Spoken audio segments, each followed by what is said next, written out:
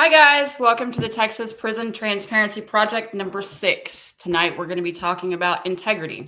What is integrity? What is the mission statement of the Texas Department of Criminal Justice? We'll break it down for you and we'll ask, are they living up to it? Shannon put a video out yesterday that kind of talked about some of the integrity issues because as we all know, the Hughes unit is imploding itself and literally about to probably be on fire if they don't get a grip. I don't know how to help it at this point. I started writing in the media, Newsbreak's picking up my articles. The representatives are picking it up. We don't know what to do. So first of all, let me tell you guys, bear with my camera. I don't know what's going on with it. It is just super foggy. So we're going to deal with it. That's just what it is tonight. All right. So make sure you like and subscribe to the channel. Share it out. Get people watching. This is going to be very important tonight, y'all. All right. Absolutely. You want to elaborate on your video? Yes, I would. Good evening, everybody. Glad that y'all are with us tonight. Integrity, very powerful word, and I hope that it resonates with a lot of people like it does with me. For me, it's one of those words that, as I like to put it, it kind of sings to my soul. Honor, integrity, nobility. To a lot of people, these are just words. You know, they sound like old words, archaic words, perhaps words from a bygone past or something like that. And really, I find that kind of sad. Like even in school, I don't remember them ever speaking to us about honor and integrity, but yet it's one of the cornerstones that human character and morality have always been based upon. But first, let me speak a little bit on the video that I released leading up to tonight's podcast. Now, I began my reel as, when is snitching not snitching, right? And snitching is another powerful word, a word that offends a lot of people, ruffles a lot of feathers, and gets a lot of people's backs up, right? So let me clarify. When I speak about when is snitching not snitching, I primarily have like two examples in mind. First, I think of the guards on the inside, and not just the guards, but all staff members, all employees that work within the Texas prison system, right? Whenever you witness brutality, blatant wrongdoing, offenses against humanity, things that actually offend your moral fiber, but you stay silent, how does that make you feel? Does that make you proud of yourself, or does that make you feel a little bit ashamed of yourself? And if it makes you feel a little bit ashamed of yourself, that's probably a good thing, because it means that you still have some moral integrity somewhere within you, that you still value honesty and decency, right? Regardless of the situation, regardless if it's an inmate, a fellow officer or employee or staff member, or just any human being in general, right? So when is snitching not snitching? When is it okay? When is it right? When is it justified to speak out against something that is wrong? When is it justified, right? Because if nobody ever does, then nothing ever changes. But think of it like this. Institutionalization, so to speak, it works both ways. You know, inmates become institutionalized over years in the system, but at the same time, staff members that work within the system become institutionalized too. I've personally witnessed many guards and employees that are more institutionalized than inmates are. You know, as crazy as that may sound, it's absolutely true. Right? Well, like the troll just said, staff can't snitch. They're required to report wrongdoing, but they also see it that way. You know, but it's they part are of the required, culture. but do they? And are they? No. And we all know that. They may be required to, but they don't. You know, and it's part of the culture, you know, from the CO to the ranking structure, that they don't really want to hear it.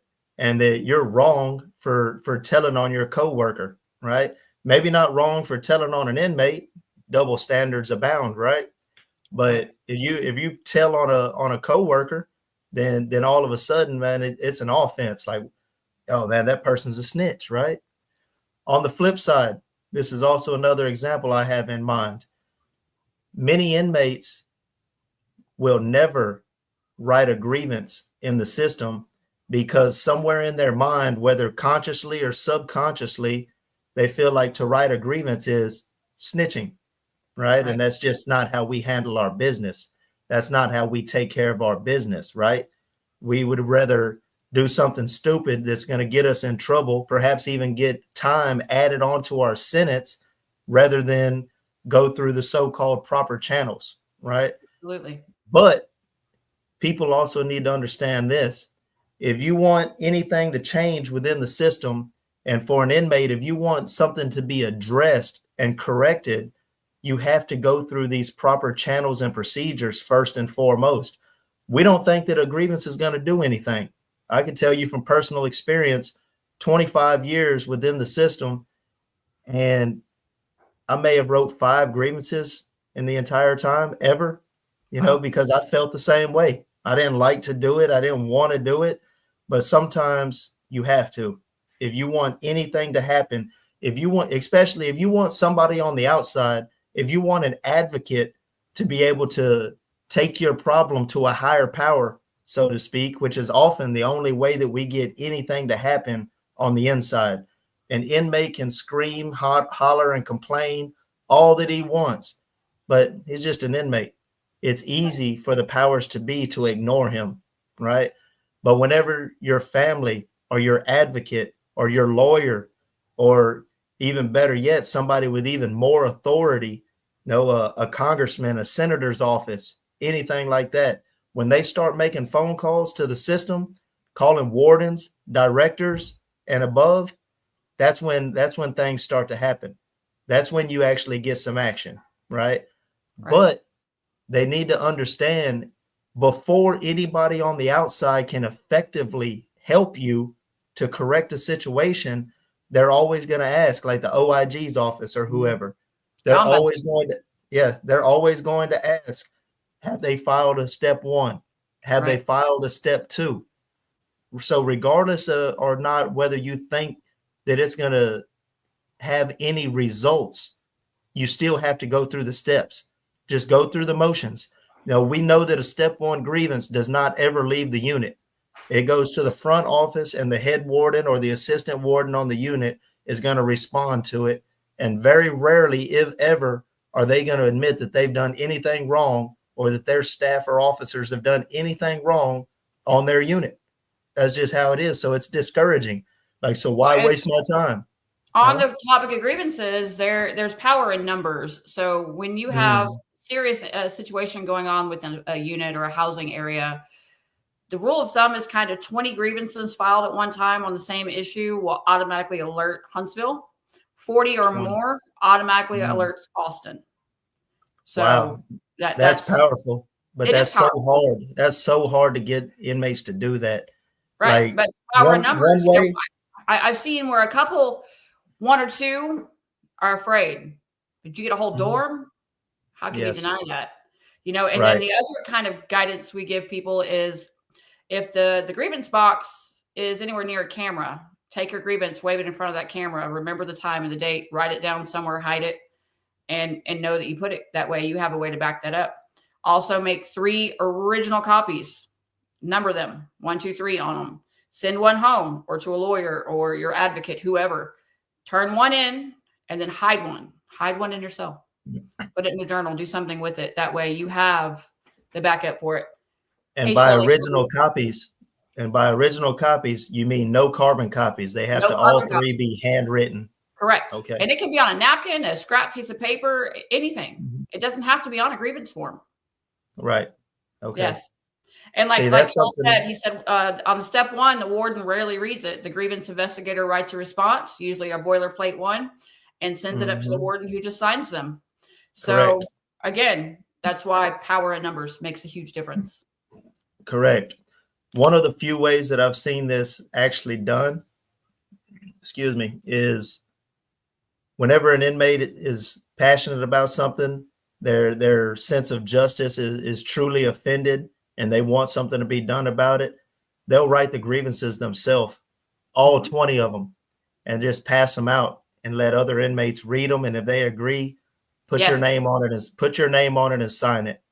So Think of because it a this lot of way. people don't want to take the time.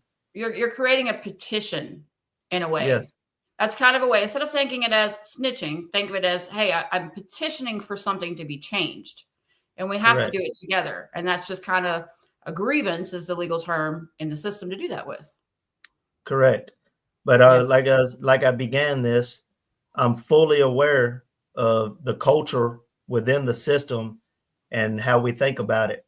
And that is why I put that video out. When is snitching not snitching?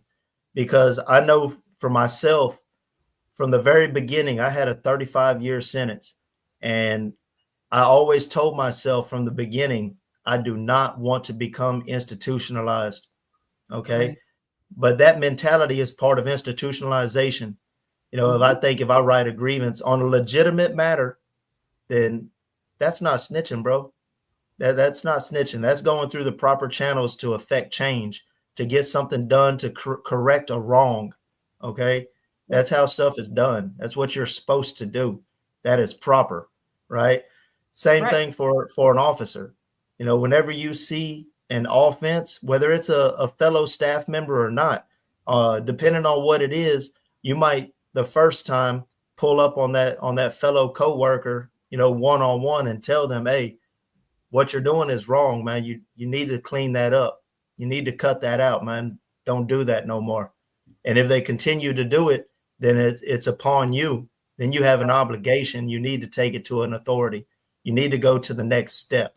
And I'm fully aware that there's oftentimes consequences and repercussions for this, for officers and for inmates. You know, Absolutely. for an inmate to snitch on another inmate is going to bring dire consequences more often than not, right? Or an officer to tell on another coworker is going to bring consequences as well. Perhaps not bloody and violent, perhaps, but at the same time, you know, they will respond with putting you in terrible work positions, start putting you working you in the worst housing areas, start working you in the towers on the perimeter all the time. No, the worst jobs they have, the jobs that nobody wants to do. We'll never I'm promote, aware of no this. matter how long you've been there. It doesn't matter. It doesn't Like I matter. said, it's part of a corrupt culture. But at the same time, we circle back to integrity. What is right? What is wrong? And where do you stand on that? You know, when is enough enough? You know, when at some point in time, if you continue to ignore all these things that happen around you, your conscience is sooner or later going to wither and die. You know, think about that.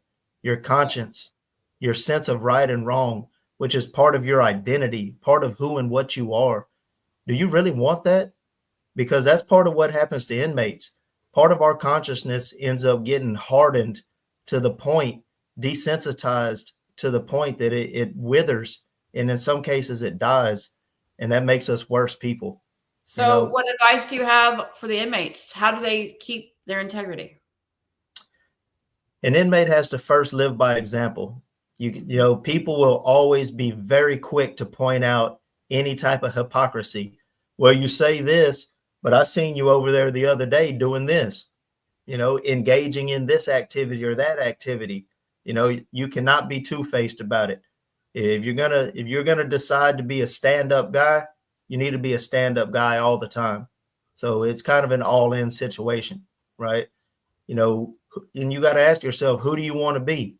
Do you want to continue living your life trying to impress these other guys in prison?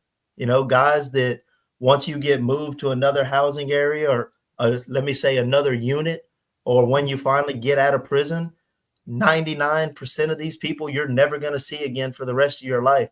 So do you why do you desire these people's opinion? You know, these people's approval? You know, it doesn't make a lot of sense when you get down to it, you know, but we tend to ignore the logic or not think it through. Do you But categorize that in the gang world as well? the gang world, absolutely. Absolutely. And strangely enough, I've met plenty of gang members that have a very strong sense of integrity. Right. Sometimes it's a little skewered. Sometimes their values are a little skewered, but at the same time, they believe in honor. They believe in integrity. They believe in respect, right? certain things are not allowed because they're, for lack of a better term, that's beneath us. We shouldn't behave like that, right? And so the sense of moral character, the moral fiber is alive within these people. You know, it just needs to be brought into more further clarity, I suppose I should say. You know, what is right, what is wrong, and who do you want to be at the end of the day? You know, do you want to be able to look yourself in the mirror and actually like who you are? How many people can realistically, honestly look in the mirror, whether physically or proverbially, and say that they actually like who they are, that they're satisfied with who they are? I don't believe it's very many people, to tell you the truth, you know, because it requires self-examination, self-analysis.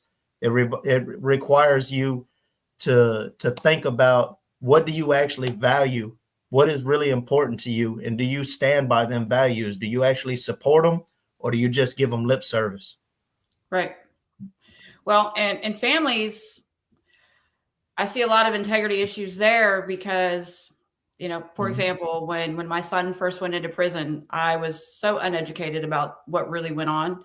So I joined a whole bunch of groups and would see all these horror stories and all these absolute just horrible things. And my anxiety level went skyrocketed to the point where like it actually created an anxiety disorder for me. Absolutely. I had to learn that sometimes we have to remain our own integrity and not play into everything, because wives, mothers, sisters of these inmates, we get played by we get played by our loved ones. You know, they might tell us one thing just to get a rise out of us. You know, the units don't need us calling them 24/7 and making complaints. One, it makes you incredible. They don't care. You're most likely to have somebody retaliate against your family member. So families, you need to kind of remember to step back and go, okay, let me think logically about this and not emotionally. Kind of do some digging. Surround yourself with a group of people that you know, one, are real, and that vet your information, and don't just play into the hype, because 90% of what's going on online is absolutely hype. I'm not saying that it's not happening, and I'm not saying these things aren't bad, but a lot of times they aren't as bad as what it's prison, y'all. It's prison. Yes. It's almost just, all stories are exaggerated to an extent. they are. And since we've gotten the tablets and more access to phones, men and women are able to call. I find this more in the men's prisons.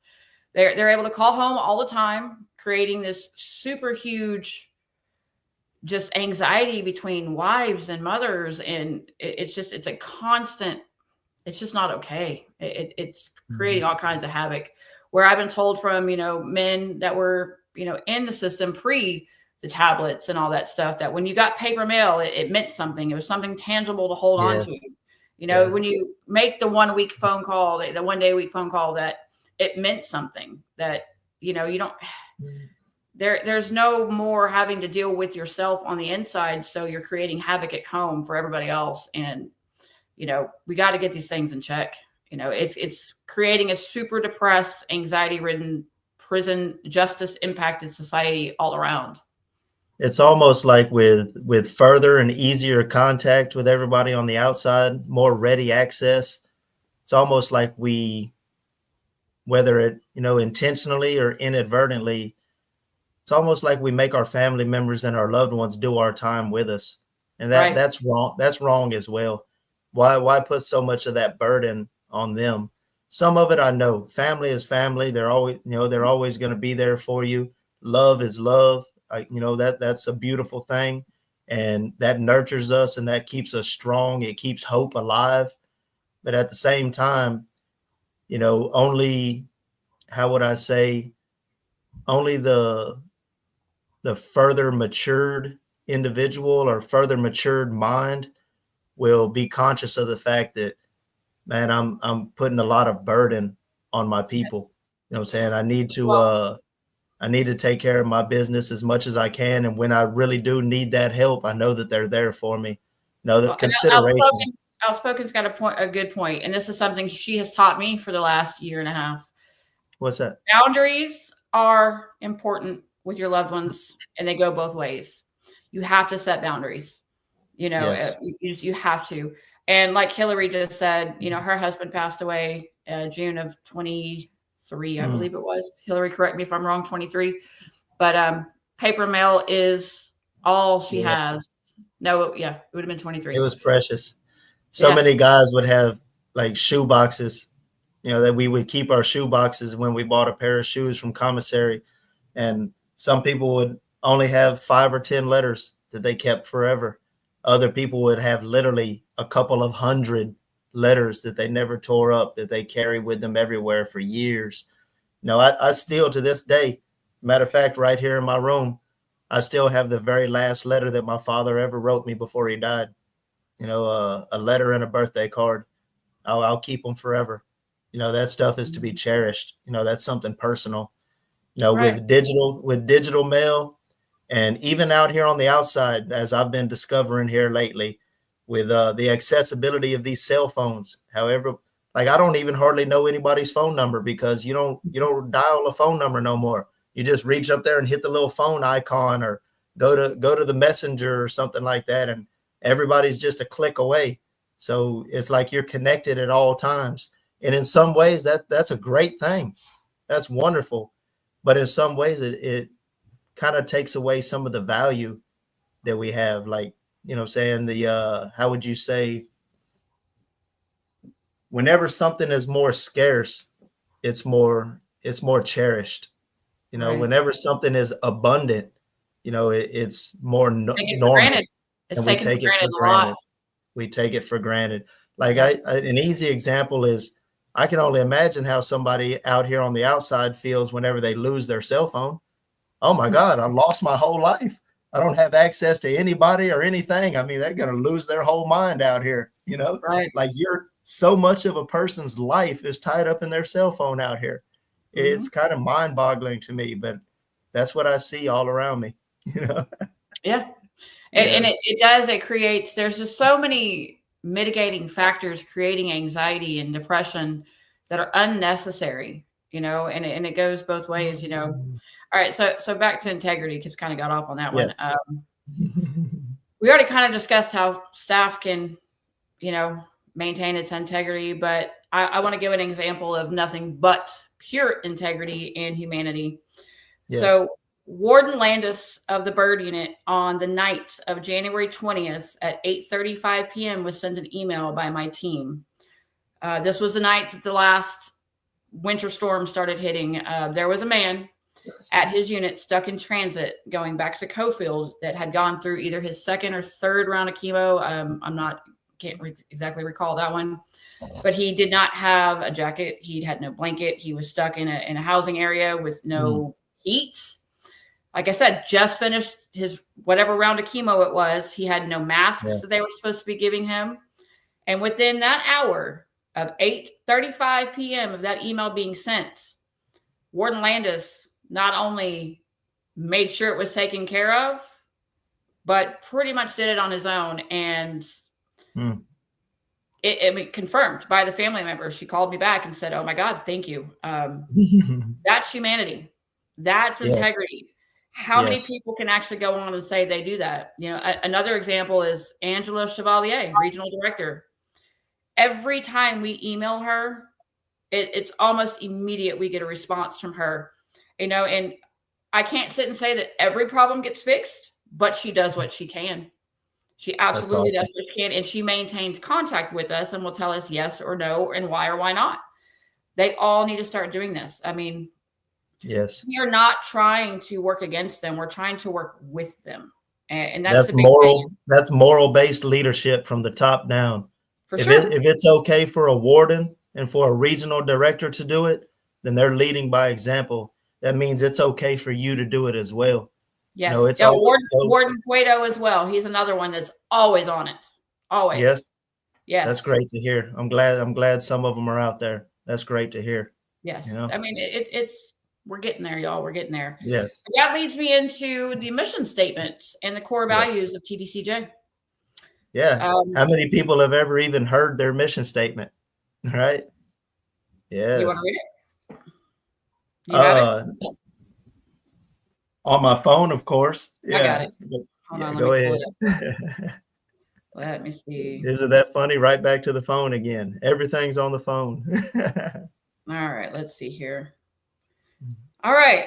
So the Texas Department of Criminal Justice mission statement is to provide public safety, protect the public by safely confining, supervising, and rehabilitating offenders, promoting positive change, help offenders change their behavior and become productive members of society, reintegrate offenders, assist offenders in re-entering society after serving their sentence, help victims, provide assistance to victims of crime.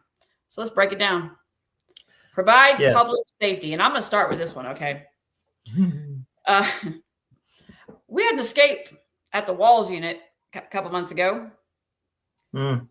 This man has climbed over the wall, robbed the gas station next door, stole the clerk's her car, got all the way to San Antonio from Huntsville, and then picked up a female, then proceeded to get almost outside of, well, he did get outside of Corpus into Cal Island before he was pulled over. The alert system, no alert was alerted for hours after his escape. Let's go further. Gonzalo Lopez escaped. The entire Collins family was killed. Where's public safety on that? That was a bad one. Very, very bad. Very ugly. And we almost had an escape at Hughes this week. Yes. Another attempt. Yes. Another attempt. These things happen all the time. I don't think I need to elaborate a whole lot, but where's the public safety there? So with that being said, as most of you know, I'm on the board of Texas Cure, and Charlie Maliff and I have written a bill proposal that will take the jurisdiction of TDCJ immediately when an escape is attempted and turn it over to the Rangers and the Department of Public Safety. They are more equipped to handle these things. They have, obviously, officers all over the place. It will alert the Amber Alert system into what we're going to call a gray alert to kind of start that off. When you have these escapes, these attempted escapes, it already puts enough strain on the unit. And I'm sorry, but TDC's just, or OIG, they're not equipped to handle it. Not like the Rangers and DPS can. They don't have the resources. So that's where I'm at on that one. All right, the next one would be, that's very proactive. On number one, though, it continues to go on and say supervising and rehabilitating offenders. There's that word, rehabilitation, right? And how much rehabilitation really happens within TDCJ. As I've said before, there are programs available, but rehabilitation is not something that they bring to the inmate. The inmate has to actively seek this out for himself, right?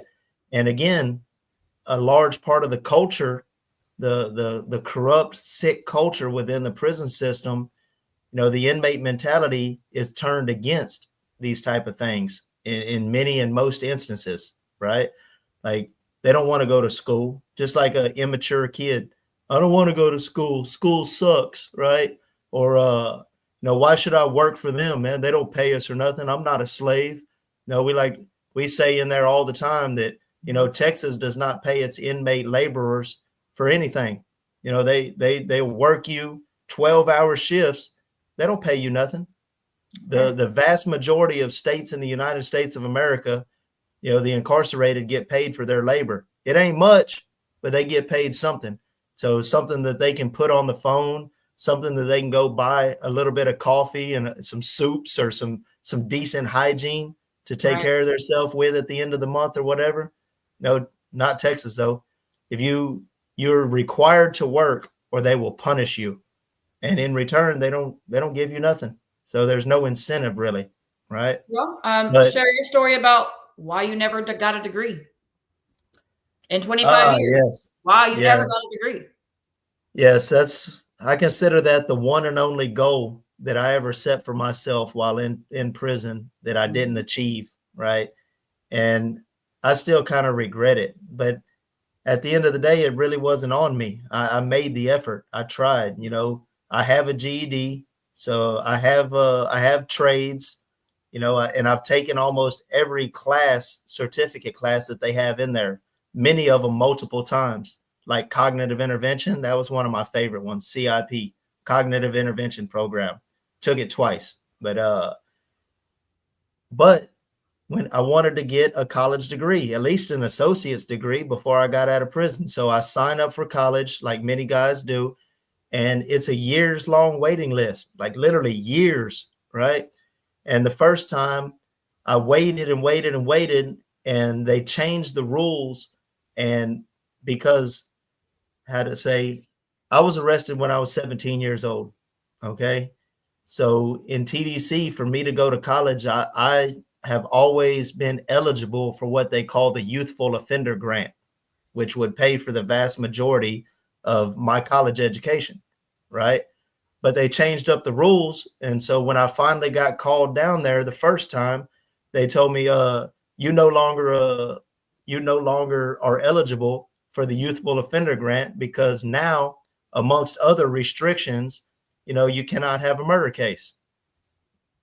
Like, wow, okay, so I'm just kind of SOL. I mean, what can I do about that? I don't have the money to pay for college. So that happened. And then a few years later, I try again under a different grant, like a Pell grant, I believe it was. And I was on LS1 unit in 2010 and 2011. And I finally received the lay-in to begin college. Oh, I got the lay-in in my hand. Tomorrow morning at like 9 o'clock in the morning, I'm going to go take the THEA test, this entrance exam for college. Well, guess what? That night they knock on my door and tell me to pack all my property. You're on the chain bus, and they shot me all the way across the state to another unit. So again, I'm out of luck, right? That didn't happen. That should have been enough to keep me on that unit. The fact that I had a job, I worked in the bus barn over there, as we call it, where I'm working primarily on school buses and also on the prison buses, which are called Bluebirds. But so I had a good job and I'm beginning college. They should have kept me on the unit, but for whatever reason, only God knows, they put me on a chain bus and shot me across the state to a different unit that night. So fast forward again a few more years, and I try again, and I try to take a college vocational trade and take the academics along with it so that I can get an associate's degree through that route. I finally get approved again. The third time, I catch the chain bus. They send me across the state of Texas. I was on crutches with almost a broke leg. I probably tore every tendon and ligament in my leg. They put me on the chain bus with a banged up leg on crutches and sent me all the way to Coalfield Unit in Tennessee Colony, right, for a college course. And Coalfield Unit is like a heavily drug infested unit. Very bad place. Not super violent, but it's a dope unit for sure, right? It seemed like, I don't know, it seemed like something like 90% of the unit was high every day. I don't know how it is now, but that was the impression. And so I go over there, but this is 2017 and I'm about to come up for parole for my first time. And the unit that I was on before they sent me over here had like the highest parole rate in the state of Texas. So I had to evaluate. I was like, okay, what are my priorities, man? What is most important in my life right now? I really want to get a college degree. I feel like that would be beneficial for my future. But at the same time, getting out of prison trump everything. Like, man, I've been in here so long already, man. I need to do everything that I can that's within my power to help myself get out of prison. So I decided to cancel the college course, and just for the sole purpose so that I could get sent back to the unit that I came from and try to make parole. Very hard decision for me to make, but that's what I did. And they sent me back to the unit I came from. And of course, I got a 3-year set off. Yeah. But you regret that one? Oh my God. Yeah, just devastating. But one thing, it kind of comes back to one thing that we learn in prison the hard way over time is to always expect the worst, but hope for the best. It's important to hope for the best. It's important to keep hope alive, because hope is what sustains you. Hope is what keeps you putting one foot in front of the other, even when you're going through the fire. You know, the hope that there's going to be a better tomorrow, that I'm going to come out the other side of this, you know, that at some point in time, you know, the suffering or the pain or the anguish, you know, it'll cease, you know, and I will survive. You know, determination comes into play as well. But at the same time, the expect the worst, as bad as that sounds, you have to actually consider all the possibilities, and particularly all the worst possibilities. You have to realistically consider them, so that if they do come to pass, you're not completely taken off guard or totally by surprise. You know, I've at least considered the possibility that this could happen, and this did happen. So because I've considered it, I don't allow it to completely crush me. You see what I'm saying? Like Tammy just said, TDCJ was just trying to keep you down, and they call it rehabilitation, but keep telling your story so the truth can come out. So it goes back to the whole promoting positive change. What do they do that really, truly promotes consistent positive change? Like, do you have examples that you can give in 25 years? Consistent positive change. Wow. Right off the top of my head, I'm sorry to say that I do not. No consistency in there at all. There's been glimmers here and there, of course, but consistent encouragement for positive change. The only consistency they have is disciplinary action. You know, correct. That is it. You know, it's like beating a dog, you know, every time he does something wrong. And that's another thing, you know, that's another part of institutionalization and what contributes to it, because the system, so to speak, it does so much, you know, whether intentionally or not, that is dehumanizing to the inmate. We go through so much stuff that dehumanizes us, and we have to become a bit desensitized about it just to survive and endure and to keep on going. You know, right. being stripped butt naked constantly all the time in the middle of a hallway. You know, now with Priya having a stronger presence, they have these little screened off areas, but you know, shower areas on red brick units where you're in there showering with 70, 80, 90, 100 men at the same time, all open area showers. And there's female guards behind the laundry booth, you know, and you just get desensitized. You don't care about it no more, you know, because you can't. Why do I think of Auschwitz when I just picture that? Probably not a far leap, you know, I mean, not a far leap. Yes. But, you know, there's a lot of things that are dehumanizing, man. The way that we're treated, you know, the way that we're fed.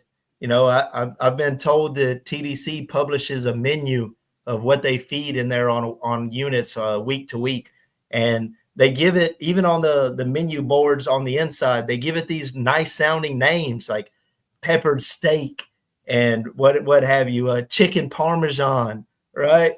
And that sounds like, hey man, them guys are eating pretty good in there. That sounds okay. No, it's just wordplay. You know what a peppered steak is in prison? It's a soybean based hamburger patty, you know, with some pepper sprinkled on it. I'm serious. That's what they call a peppered steak, you know.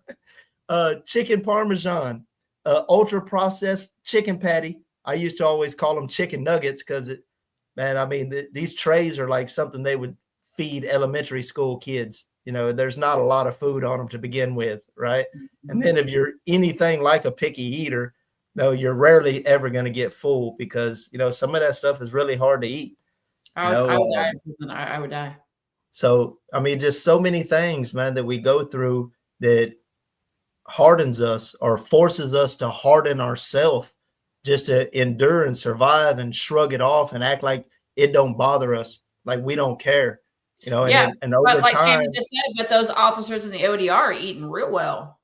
Yes, they do eat much better. You know, they'll tell you that they're eating the exact same thing, just cooked better or with better spices, but to an extent. But they give them a lot more. And if there's only same. They give them the best meats out of the stock.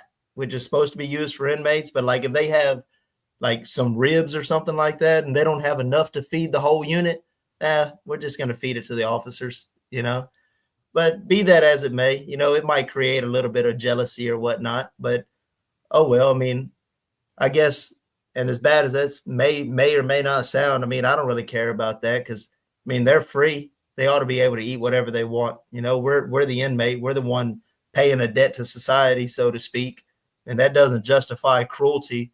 But at the same time, you gotta check your expectations somewhere, But I want to say this too. One thing that does foster hope and decency is the few officers on the inside, and they tend to be few, that actually show humanity to inmates, because it's been my experience when an officer shows respect to inmates, inmates will show respect to that officer. When an officer is always just hardcore and trying to crack that whip and write disciplinary cases for real petty nitpicking type of issues, those are the officers that the inmate population hates them, can't stand them, and stuff like that.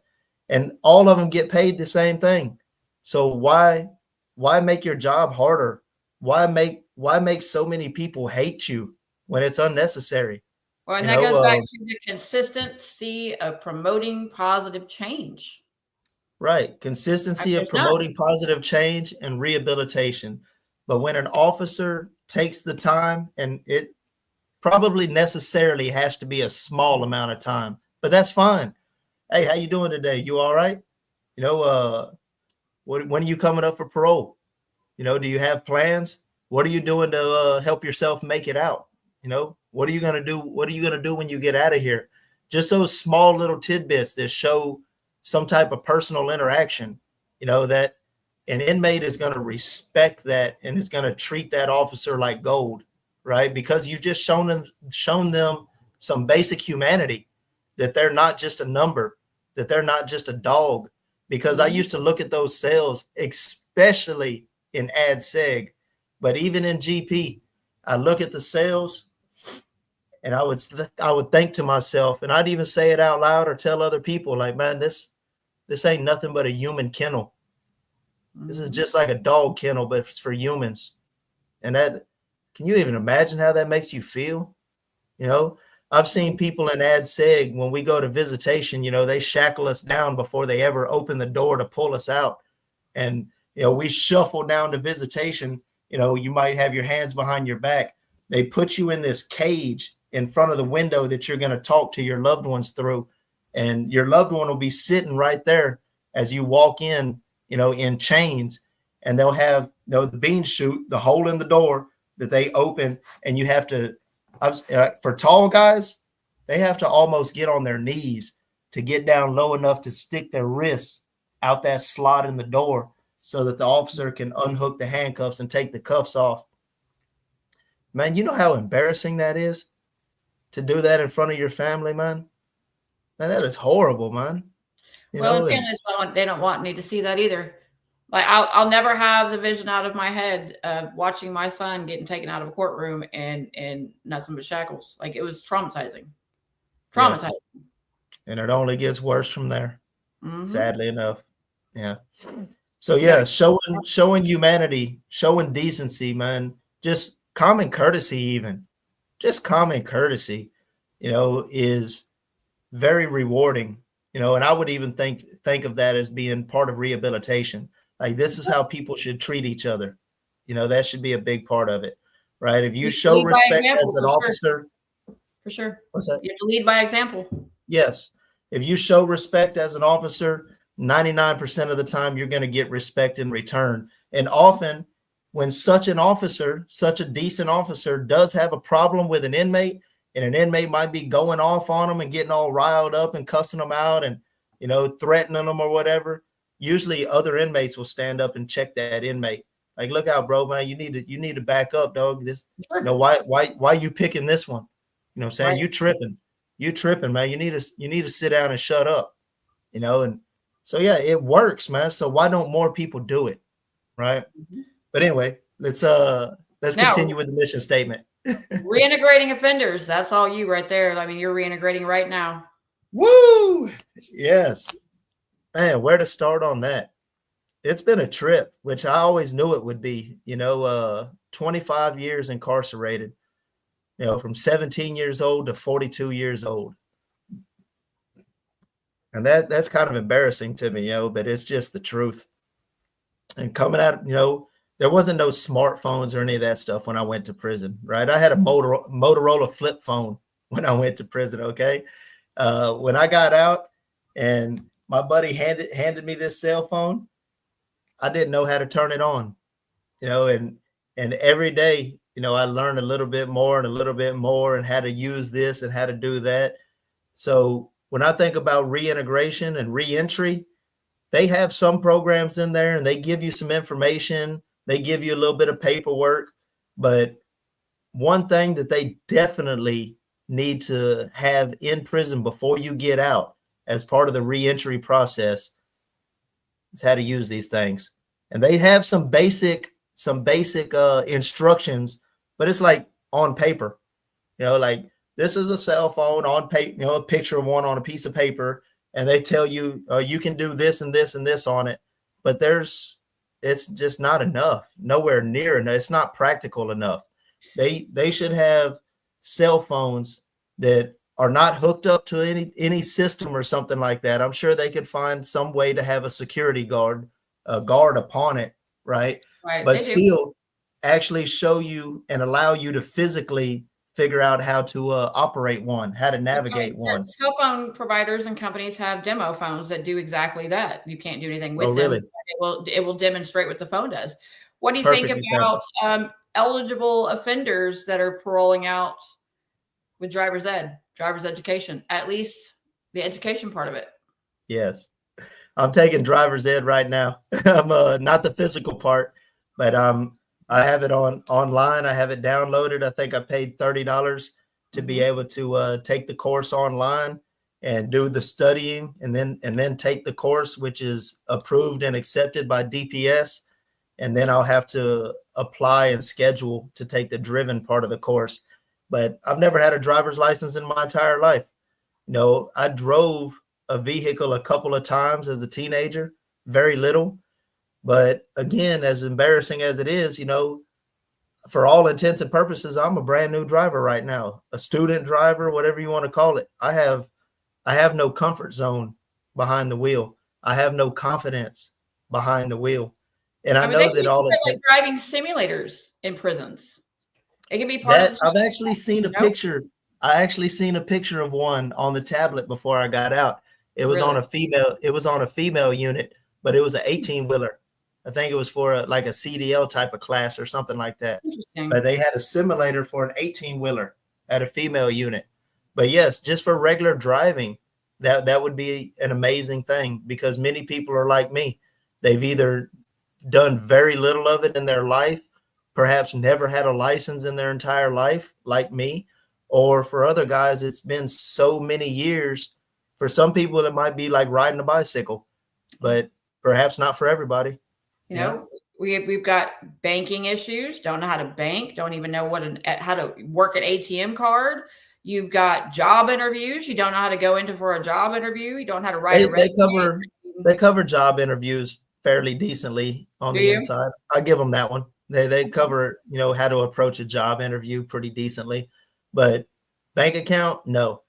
She says they have at NASA to fly the space shuttle on VR headsets. So yeah, these things are all possible. The technology is available. Yes. Like they give you guys a bare minimum and then say, here you go, world. And this is why people reoffend, because the anxiety alone of how in the hell do you survive in the real world? Many people don't have the skills. Writing a resume, like Hillary said. Do they help you write resumes?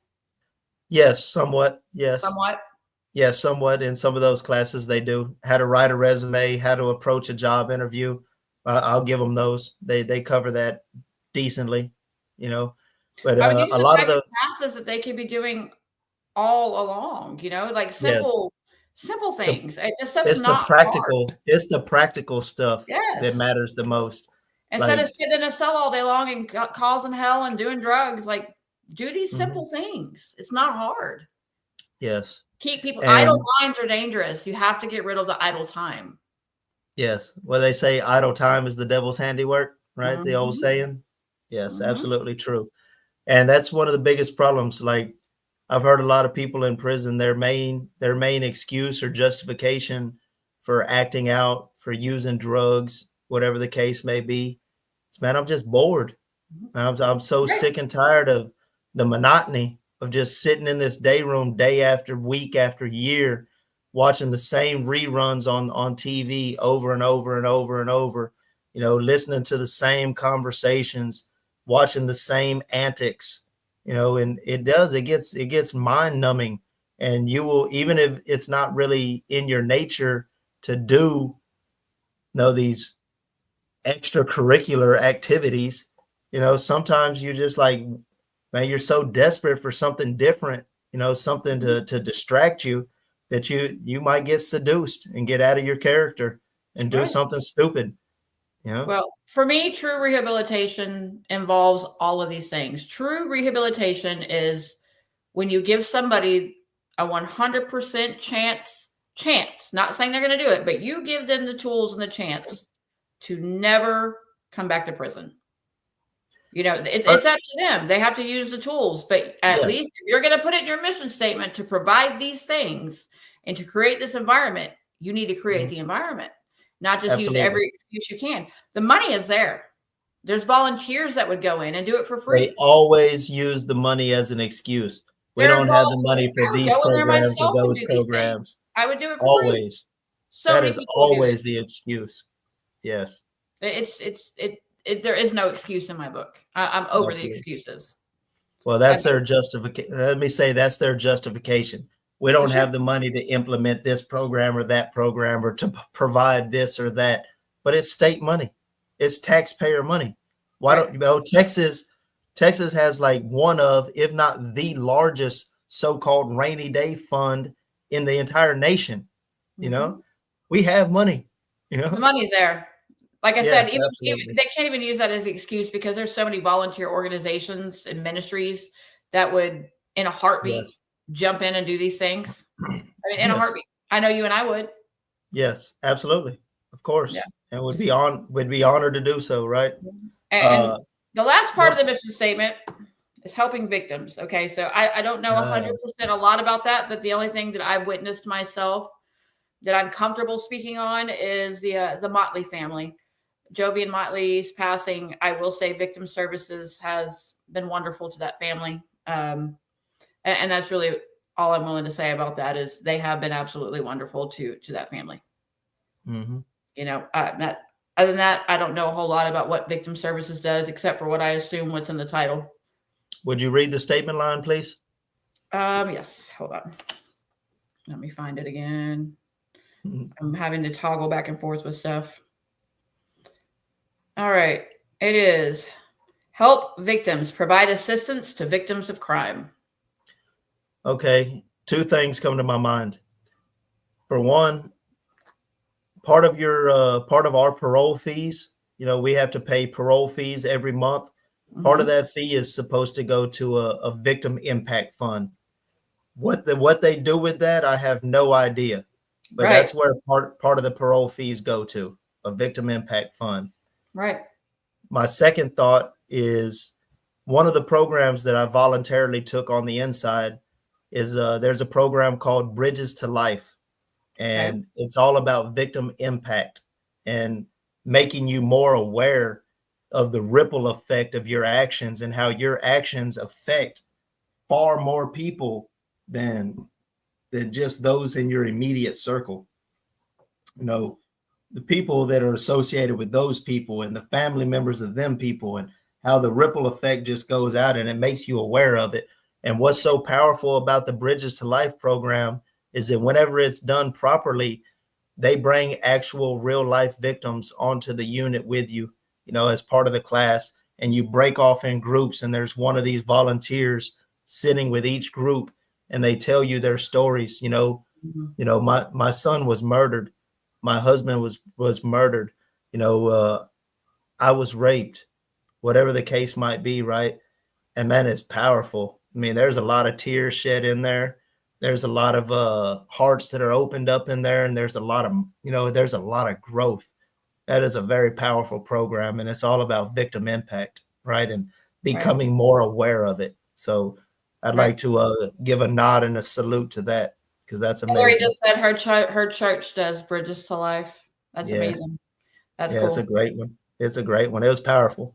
Bring tears to your eyes. Yeah. Having a murder charge, it was that powerful to you?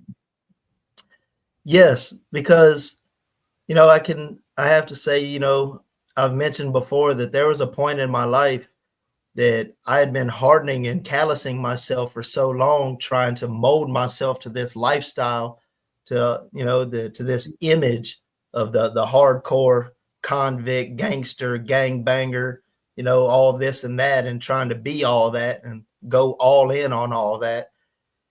The man, sadly, I'm in my early 20s. I'm like 21 years old, and my father dies, who was the most important person in my life. And I couldn't even shed a tear. Like, I literally, like, physically could not do it. I wanted to, I fully expected to, and I couldn't, because I had been conditioning myself like this for so long. And man, it's just, man, it's crazy, right? And that just leads down a real dark and ugly road, and it just makes you a much worse person, man. It kills your humanity, and so there's programs like that, good music that has a good message to it. Like, I listened to country music whenever I was trying to come out of that, whenever I realized what was going on, and that I decided that isn't what I wanted to be or the road that I wanted to walk down.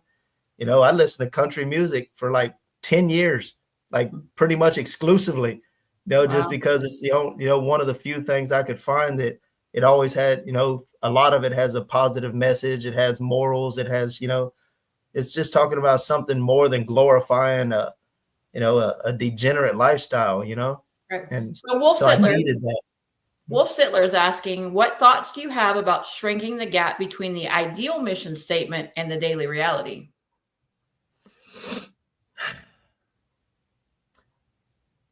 It has to come through a cultural change within prison, which is hard to do. And something like that has to come from the top down, with like these wardens and regional directors that have morals and are not scared or embarrassed to stand on them. They have to, look at my example and be this. It has to, and all that to say this on the ground floor in the prison, on the cell block. The officers need to show humanity. It needs to not be criticized. The culture right now is that if you show decency to an inmate, your coworkers, your peers are going to ridicule you. They're going to call you inmate friendly. What you got going on with that inmate? You got a special relationship with them? Maybe are you bringing in contraband to them? And it just gets worse from there. It's all downhill. That whole mentality, that mindset, that aspect of the culture that needs to be addressed. There was a major on the Stevenson unit. He's moved on now to a higher position, but his name was Major Moreno. He's a pretty well-known guy. But the man would walk up to me and he would shake my hand. And now, it surprised the heck out of me. It's like, man, I'd look around like to see if anybody was looking, you know what I'm saying? Because that is unheard of, right? That is not seen in there. But he told me that, yeah, this is actually allowed. He told me it's not against the rules. It's actually allowed. Right. And I had never heard that before. And I can only assume that it's true. So, stuff, that part of the culture has to change first.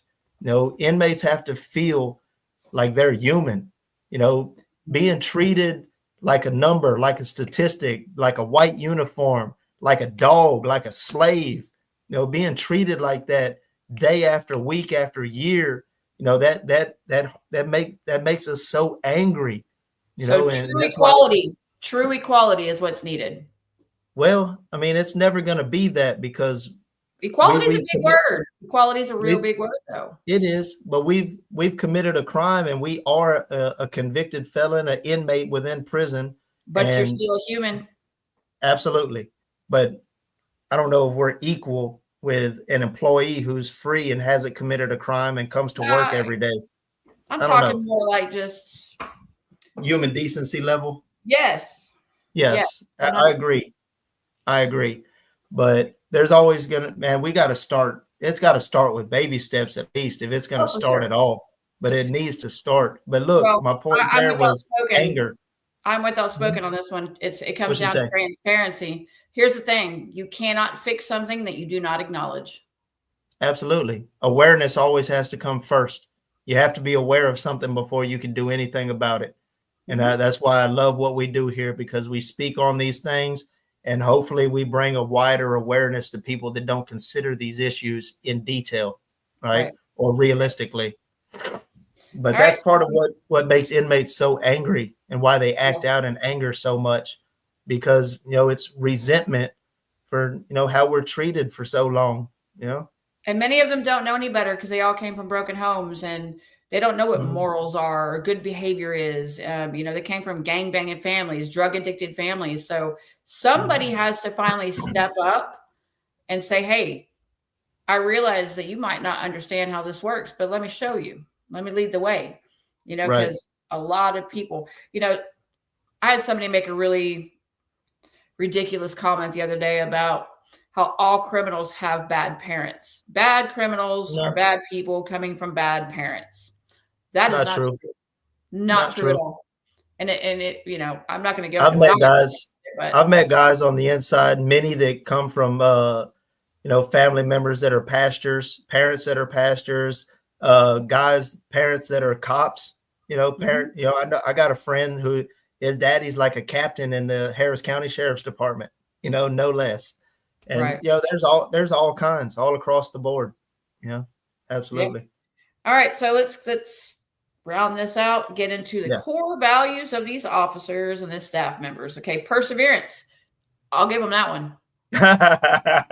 They persevere, all right. They They sure persevere do. day after day with keeping that foot on our neck. Yeah.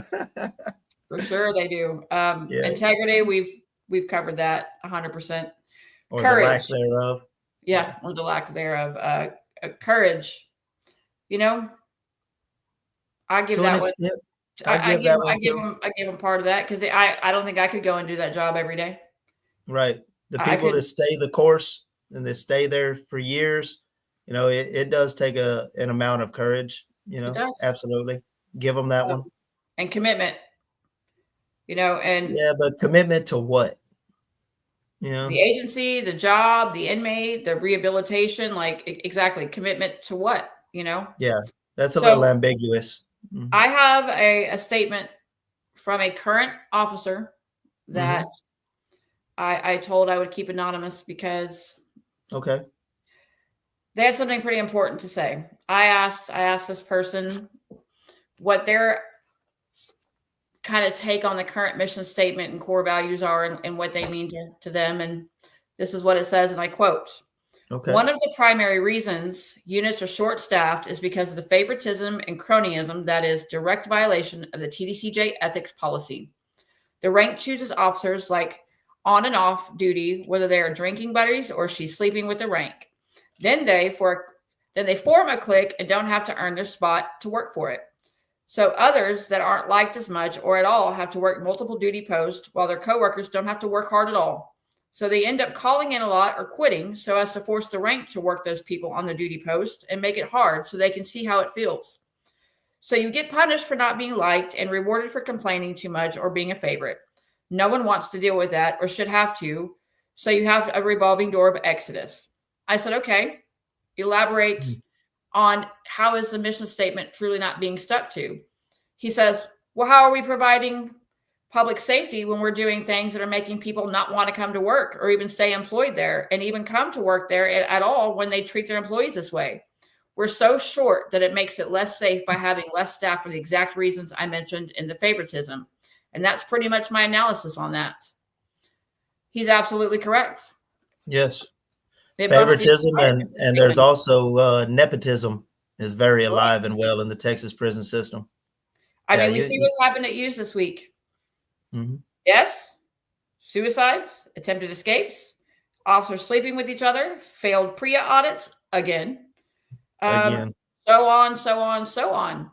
Where's your public safety? That one went out the door. Where's the positive culture? Obviously not happening. Doesn't exist. Reintegrating in the offenders. No, they're trying to escape out of there because it's so bad. Yes. Helping victims. Didn't help a single victim of those crimes. No. Not at all. You just caused a whole lot of PTSD. Yeah. Failure across the board. Yeah. It really is. So yeah, we need help. We need to affect positive change within the system. And there's no other way to do that without taking action. But how do you take action? Those that fear the consequences, fear repercussions. And while those repercussions and consequences are real, I'm not taking nothing from that. I fully acknowledge this. But still, at some point, when is enough enough? When do you draw the line and say that, man, I can't do anything. I can't make anybody else do anything, but I can do what I know is right. Right. And there's ways to protect yourself. If you decide to take such a moral stand and have integrity and embrace your honor, then there's ways to protect yourself. Yes. I posted an article this morning about the federal and state whistleblower act. Officers, staff members, you are covered. Yeah, you all fall under it. You are covered. A lot of people don't think they are because you're not allowed to strike or protest. You do have a union. I know most officers will also say the union is worthless. Couldn't tell you. I'm not an officer. I have no clue. I just know they exist for a reason and they should be utilized. If you have questions, they should be utilized. But the federal and the state whistleblower act laws 1,000,000% cover you. And there are people out there that will help you. There are. I can name several. Read the article. It's on the page. Become informed. Okay. Yes. Even retaliation. You can document where you work, the places that you work on average right now. And if that dramatically changes once you take a stand on something that is wrong, corruption within the system, that needs to be addressed and corrected. If they start putting you in terrible job assignments after that, and you can show the difference in documentation, like this is what was normal here. After I did this is what's being done. Guess who's got the consequences coming now? They can't fire you. They can't retaliate against you in any overt way, right? And even though it may be hard, sure, a lot of your immature peers, may try to ridicule or scorn you for taking a stand for something that's right, even if they know that it's right. You have a couple of choices there, man. You can be the light that encourages, inspires somebody else, to do the same. It has to start somewhere. And secondly, instead of being embarrassed or ashamed about doing what's right, I mean, why should you ever have to be embarrassed or ashamed about doing what's right? I mean, that's just twisted to begin with, right? But instead, you can embrace that as a badge of our honor. One of those values was courage. And if in any instance courage was needed, then this is it. This is what will take courage. Well, and again, that's part of those core values they have. They don't have the courage to do that. But, take these celebrity cases like SPM. Let's look at Diddy. Let's look at all them. The gymnastics doctors. Any of these huge, high-profile cases, usually it takes 1-2 people to come forward, and then it's like the entire door opens. An avalanche follows. Somebody has to start somewhere. Don says it doesn't mean that TDCJ will honor it. Document it, get covered. They have no choice. They truly have. The authority doesn't come from within. At the end of the day, I'm tired of hearing the excuses from everybody on why they're not doing something instead of why are you doing something? Yeah, like there's too many excuses. Too many people have been intimidated for so long. In my opinion, it comes back to the board. Why can't we be like all these other states that their board is made up of correctional professionals, doctors, mental health professionals, advocates, family members, former inmates, an entire collective that's been impacted and knows the system. It's 100% fair, and it works. It 100% Absolutely. works. Why Wow. not? Why not? Why not? Yes. Something has to change. We don't live in the archaic 1800s anymore. We are no longer a slave plantation. I don't care what they say. Yeah, that's how we think of it, though. We just like to say slave labor is alive and well within the prison industrial complex. Yeah. No. And, I'm going to, this comes up a lot about the Estelle versus Ruiz case. Okay. Yep. Federal oversight it did well on that. That's expired. It had about 20 years that it was allowed to last. That has expired. Nothing that happened in that case matters anymore. So people need to stop saying that. It's going to take another Ruiz case to start this over again. So come on, somebody do it. Has to be done. Yes. If we're going to take that route. All right. So I'm going to end this with kind of a cool announcement. So last Friday night, I met a man by the name of Stephen Ocho Peterson. Ocho. Ocho. He is a former UFC fighter, now runs a nonprofit where he works with homeless veterans. He teaches MMA classes to the youth, and he runs a TV production company. So I pitched an idea with him about having his production company take on a documentary for us. 1,000,000% on board. Our next step is to meet with him, have an outline, get a budget set, shoot a trailer, get it out so we can start drumming up funding for a feature film. So what do you guys think about that? And it'll basically be taking our troll page, in essence, not 100%, but taking the work we've done with the troll page, putting it on film, and using the lessons we've learned throughout on how can we make reform happen. It's going to take some work, but we're willing to do that work. I've got a really, really great team of women behind me. I've got Shannon on board now, and I'll be able to take some steps back and know that my baby's okay, and we can keep moving forward because I have probably the best team behind me, and I'm so grateful for you. Absolutely, man. Wonderful team. Thank everybody.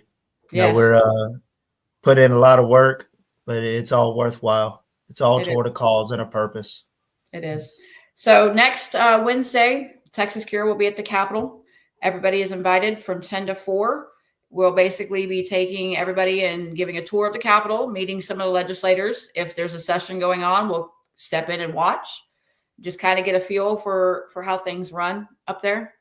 It'll be definitely a good learning process. I know it's the middle of the week and a lot of people cannot take off of work, but if you can, it will be extremely powerful for you.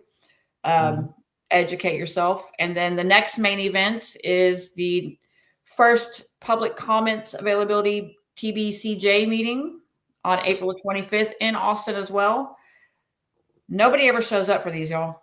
And it's important to have your voice on the record. They probably don't care and they're probably not hearing you, but guess what? Your voice is on the record. It can be used. You have to be able to speak. For y'all that do come and speak, keep these things in mind. You want to come with a problem and then come with a solution. Don't just bark at them. Don't just yell. Don't just be 3 angry. minutes. Yes. 3 minutes. 3 minutes. Problem and solution in 3 minute clip. I need an army of people behind me for ourselves and our loved ones to start making these changes. Everybody wants to stand behind the keyboard and keyboard commando. Cool. Some of y'all are really good at it, and I need y'all too. But I need people in the building to show, hey, we're here and we're not going anywhere, and we're done with this. Plain and simple. Hillary, yes. Love you. So, yes, she knows I can't do it without her. We do everything together. Yes. So, awesome. All right, guys.